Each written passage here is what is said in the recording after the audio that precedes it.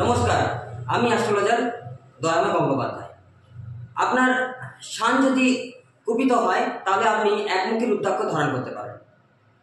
আপনার যদি চন্দ্র অর্থাৎ মুন যদি কুপিত হয় তাহলে আপনি 2 নম্বর দুমুখী রুদ্রাক্ষ ধারণ করতে পারেন। আপনার যদি জুপিটার অর্থাৎ বৃহস্পতি যদি কুপিত হয় তাহলে আপনি 3মুখী রুদ্রাক্ষ ধারণ করতে পারেন।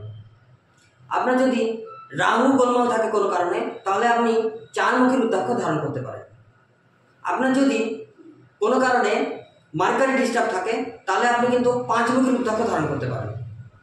আপনার কোনো কারণে যদি ভেনাস ডিস্টার্ব থাকে তাহলে আপনি কিন্তু 6মুখী রুদ্রাক্ষ ধারণ করতে পারেন।